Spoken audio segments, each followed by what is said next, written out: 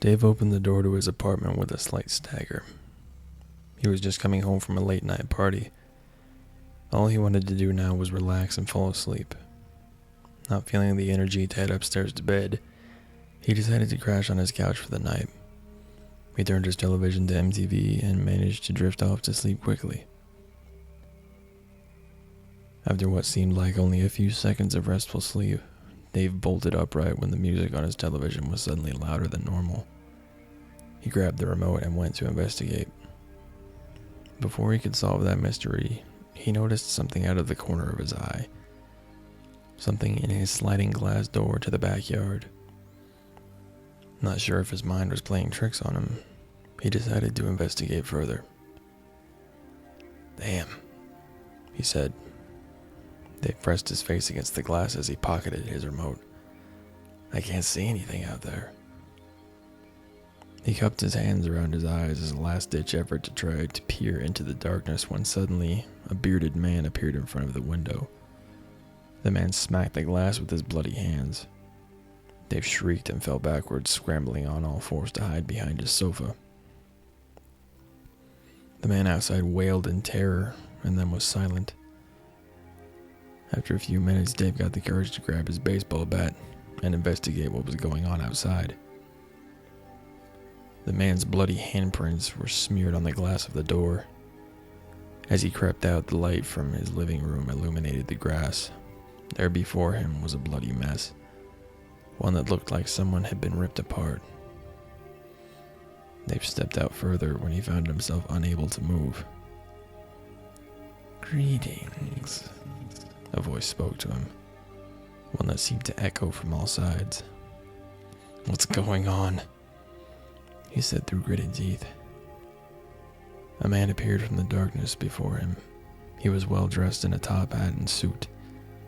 A golden pocket watch was in his hand, attached to a chain.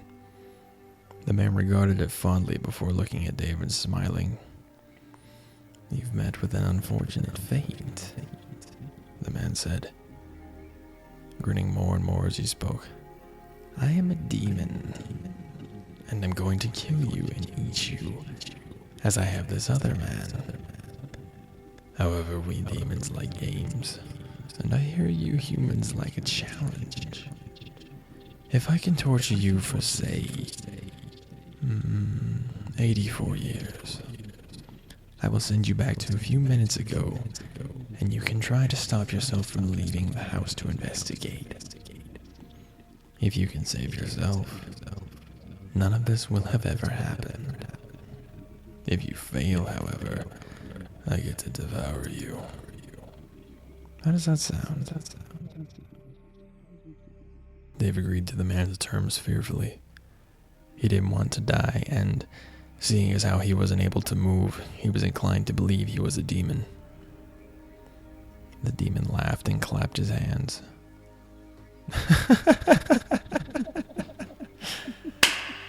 For the next 84 years, Dave was tortured in hell, growing old and weary.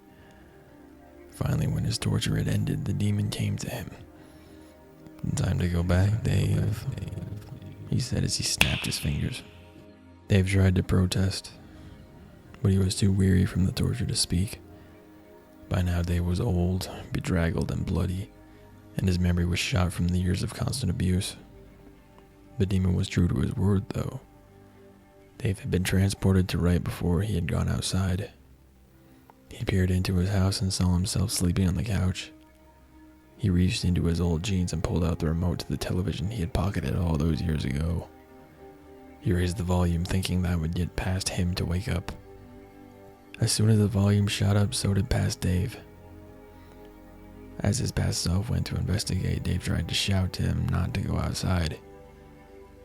However, after all those years in hell, his vocal cords were fried from the heat.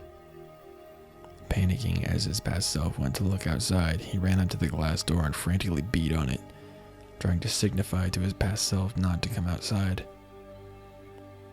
His past self ran away, and Dave sighed, thinking he had scared him off. He turned to walk away when the man appeared in front of him. You have failed, he said with a broad grin. It was then that Dave remembered what happened those many years ago.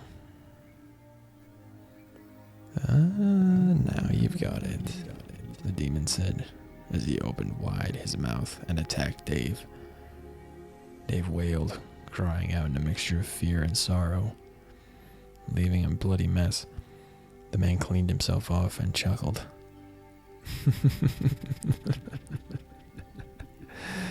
Now comes my favorite part.